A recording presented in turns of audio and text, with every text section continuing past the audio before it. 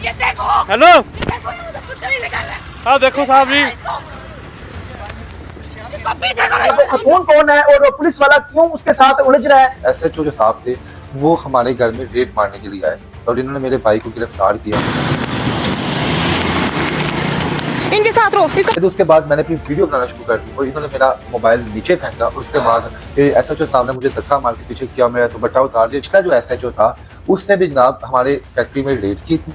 उसने जनाब मेरे वालिद साहब से 50 लाख रुपया बतौर रिश्वत मांगा था। ये जो के दिन आ रहे हैं तो उन्होंने पैसा बटोरना था, तो उन्होंने पैसा हासिल करने के लिए कि होना जो है खंडे अपनाया। ऑफिसर ने मेरे पे तशद्दुद किया। मैंने उन्हें कहा भी कि आप गलत कर रहे हैं, आपको तमीज नहीं है खतून के साथ आप किस तरह पेश आ रहे हैं। एसएचओ साहब को कहा कि यार तेन शर्म नहीं आ रही, वो कुड़ी रोते दी हालत है, वो बीबी ये बेचारी कली, तो तू उन्होंने किस सलूक करना पे। अस्सलाम वालेकुम नाज़रीन, मैं आपका मेज़बान उस्मान और आप देख रहे हैं मेरा पंजाब। नाज़रीन, एक वीडियो जो है वो सोशल मीडिया पे वायरल है जिसमें एक खतून एक एसएचओ के साथ उलझ रही होती है।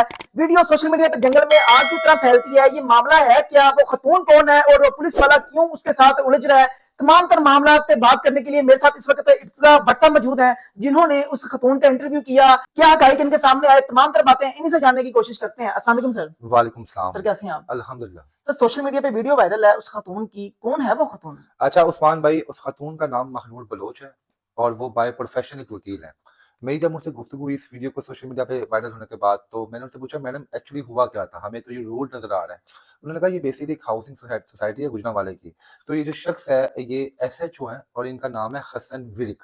तो मैंने कहा हुआ क्या था मैडम, कि आप कहते हुआ ये था कि बेसिकली एसएचओ जो साहब थे वो हमारे घर में रेड मारने के लिए आए और इन्होंने मेरे भाई को गिरफ्तार किया। और उसके बाद एक प्राइवेट जो एक गाड़ी थी उसके अंदर बिठा के वो ले जा रहे थे। तो मैंने उनको रोकने की कोशिश की। मैंने पूछा कि मेरा नाम महनूर बलोच है, मैं एक वकील हूँ। तो उन्होंने कहा वकील होंगी तो कार होंगी, मुझे उन्होंने साइड पे कर दिया महनूर बलोच के बाद। तो उसके बाद मैंने अपनी वीडियो बनाना शुरू कर दी और इन्होंने मेरा मोबाइल नीचे फेंका और उसके बाद एसएचओ साहब ने मुझे धक्का मार के पीछे किया, मेरा दुपट्टा उतार दिया, जो भी वीडियो में नजर आ रहा है मनाजिर। तो मैंने कहा जनाब ये हुआ क्या, क्यों एक पुलिस ऑफिसर आपके घर में आया, कुछ ना कुछ तो आपके भाई ने किया होगा ना, कि जो वो एक शख्स जो है जो एक पुलिस स्टेशन का एक हेड है वो आपके घर में आया है। उन्होंने कहा जनाब इससे पहले भी जो इससे पिछला जो एसएचओ था उसने भी जनाब हमारे फैक्ट्री में रेड की थी। उसने जनाब मेरे वालिद साहब से 50 लाख रुपया बतौर रिश्वत मांगा था। ये जो महानूर है जी, ये जी। कोई बिजनेसमैन की बेटी है? जी बिल्कुल, दूसरा वाले के बहुत अपने उसने वालिद का नाम नहीं बताया। उसने कहा हमारा यहाँ पे बहुत बड़ा बिजनेस है और मेरे वालिद साहब को ये लोग पहले भी तंग करते थे। मैंने कहा मैडम लेकिन एसएचओ साहब का जो मौकफ आया उसमें तो ये कहा कि आपका भाई जो है उस पे मंशियात का केस भी है और 1-2 केसेस और भी चल रहे हैं। तो उन्होंने कहा जनाब बात ये है कि मेरे भाई एक हमारा एक फैक्ट्री में एक शख्स का मैटर था, क्योंकि मेरा भाई क्योंकि फैक्ट्री के तमाम लीगल मामला देखता है, तो उसने उस फैमिली के प्रॉब्लम सॉल्व करने के लिए बीच में वो उसने अपना किरदार अदा किया और उसके उस दौरान कोई लीगल जो कोई इश्यूज थे वो उस पे बने, बस वो केस अदालत में चल रहा है। वो भी मेरा भाई इस वक्त बेल पे है, मतलब कोई इतना मसला नहीं है। फिर मैंने दूसरी बात कही कि जो बाकी इल्जाम आपके भाई पे लग रहे हैं इसमें कितनी सदाकत है। उसने कहा ये सरासर झूठ पर मबनी है, ऐसी कोई भी इल्जाम मेरे भाई पे नहीं है। और ये लोग जब हमारे घर में आए, असूलन एक पुलिस ऑफिसर जब किसी के घर में जाता है गिरफ्तारी करने के लिए, वो आपको वारंट दिखाता है कि फलां फलां शख्स के वारंट जो है निकले हुए हैं, आप इसको हमारे हवाले करें, हम इसको फलां फलां जगह लेके जा रहे हैं। ये शख्स हमारे ये महनूर ने बताया कि जब ये टीम पुलिस की हमारे घर में आई तो इनके पास कोई सर्च वारंट नहीं थे घर के हमारे, और कोई गिरफ्तारी जो थी उसके भी वारंट नहीं थे। इन्होंने मेरे भाई को पकड़ा और खींच के लेकर चले गए, क्योंकि मैं बतौर कानून की तालिबे इल्म हूँ, इसलिए मुझे तो तमाम चीजों को पता कि ये लोग इलीगल काम कुछ कर रहे हैं। इस वजह से बाहर आई और मैंने वो वीडियो बनाना जो है शुरू कर दी कि कहीं ये लोग कभी कभी उस वक्त तक मुझे ये नहीं पता था कि पुलिस वाले हैं भी हैं कि नहीं है। ये तो मैंने बाद में सर्च की तो पता चला कि हसन विरक साहब ये एसएचओ हैं और ये एसएचओ भी जो हमारा उनका थाना लगता है फैसला जहाँ पे गुजरांवाला रहती है मुतलका थाना, ये उस थाने के एसएचओ भी नहीं थे, ये किसी दूसरे थाने से गिरफ्तार करने के लिए स्पेशल इनके घर में आए थे। अच्छा मुझे ये बताएं कि आपने जाती तौर पे उस खतून से बात की, आपको क्या लगा कि उनके भाई जो हैं वो वाकई मनशत फरोश हैं? अच्छा उस्मान भाई देखें, हमने मेरा काम था दोनों पार्टियों का मौक़िफ़ सामने रखना। मैंने तो एसएचओ का जब बयान उनके सामने रखा, अगर ऐसा कोई चीज़ साबित हो जाती है तो फिर क्या आप कसूरवार समझती है अपने आप को? उन्होंने कहा अगर ऐसी कोई चीज़ है तो पुलिस को चाहिए कि सबूतों के साथ सामने आए। ये मनगढ़ंत कहानियाँ बनाते हैं। इससे पहले भी इन्होंने पैसों के लिए सब कुछ किया और उन्होंने कहा ये सिर्फ़ और सिर्फ़ पैसा का ड्रामा था। ईद के दिन आ रहे हैं तो उन्होंने पैसा बटोरना था, तो उन्होंने पैसा हासिल करने के लिए कि होना जो है हथकंडे अपनाया। ये वाकया किस दिन और किस टाइम पे पेश आया? ये वाकया उन्होंने बताया कि जिस दिन सोशल मीडिया पे वीडियो गर्दिश की उससे 1 या 2 रोज़ के बाद ये वाकया पेश आया और इस वक़्त एक प्राइवेट हाउसिंग सोसाइटी थी और उस वक़्त वो ख़तून कह रही थी मैं रोज़े की हालत में थी।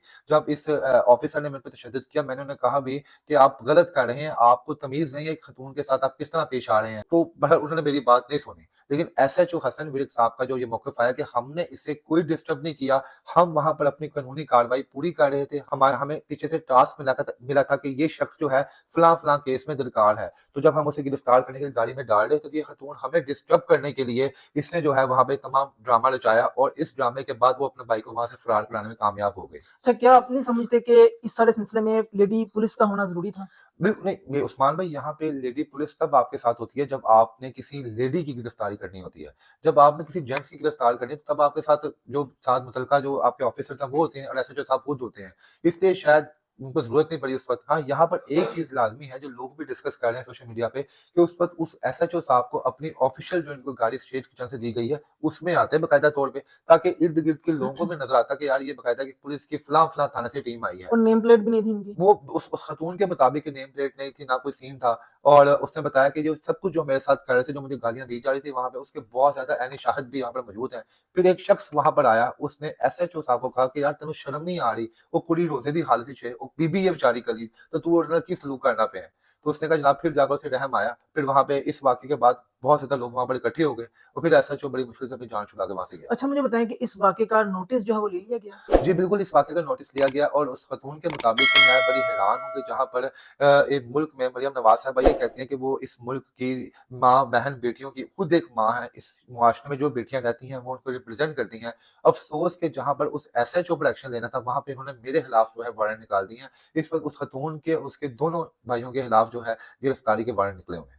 अच्छा, अभी करंट स्टेटस क्या चल रहा है? आज भी वो ख़तून कोर्ट में मौजूद जी, रही? बिल्कुल, वो कह रही थी जनाब मेरे पे जितने केस हैं, मेरे भाई पे जितने केस हैं, मैं कानूनी तौर पर इनकी जंग लड़ूँगी, क्योंकि मैं खुद कानून की तालिब इल्म हूँ और जहाँ-जहाँ पर इन लोगों ने ज़ुल्म और ज़्यादती की है, वहाँ पर इन्हें मैं बेनकाब करूँगी। मैं चुप होने वालों में से नहीं हूँ और मैं आखिर दम तक अपना केस, अपना मुकदमा खुद लड़ूँगी और इस शख्स को मैं कैफ़े किरदार तक पहुँचाऊँगी। ये जो ख़तून है ये खुद भी एक वकील है और वकला की जानिब से इस ख़तून की सपोर्ट की गई है? जी, बिल्कुल उस्मान साहब वकला ने यहाँ पर बड़ा अपना जो है एतमाद दिखाया उस खातून के साथ। लाहौर में भी उस खातून के हक़ में रैलीज़ निकाली गई, गुजरांवाला में भी निकाली गई और वकला बरादरी का ये कहना है कि हम अपने किसी भी साथी पर हुए ज़ुल्म और ज़्यादती का बदला लाज़मी लेंगे। हम हाथों पे चूड़ियाँ जो है पहन कर बैठे नहीं रहेंगे। अगर पुलिस ने आइंदा भी अपने राय हमले की, फिर पुलिस तैयार रहे, क्या होता है। इस ख़तून की जानिब से भी जो एसएचओ है उसके खिलाफ कोई कार्रवाई की गई है? जी, इस खातून ने ये खुद कहा है कि वो चुप नहीं बैठेंगी, वो इसके खिलाफ लीगल एक्शन लेंगी और जब तक इसे वो डिसमिस ना करवा दें, वो चुप नहीं बैठेंगी। खातून के मुताबिक कि इस एसएचओ ने सरासर ज़्यादती की है, ये सिर्फ़ और सिर्फ़ वहाँ पर इसलिए आया था कि ताकि इसे वहाँ से कुछ पैसे मिल सकें।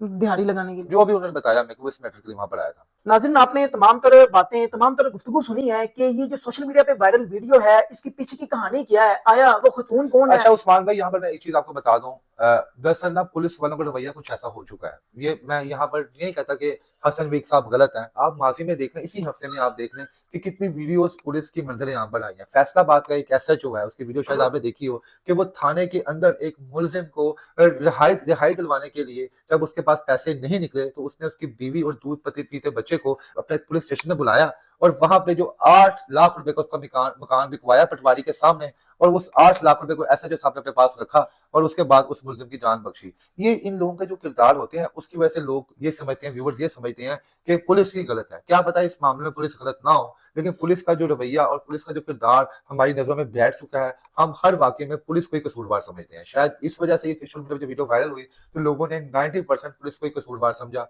इंशाअल्लाह ताला उम्मीद है कि जल्द असल जो वाक़या है वो फैक्ट्स के साथ सामने आएगा कि इसमें कसूरवार कौन था। वो खातून कसूरवार थी, उसके भाई कसूरवार थे या उस वक़्त ऑन ड्यूटी पुलिस ऑफिसर कसूरवार था।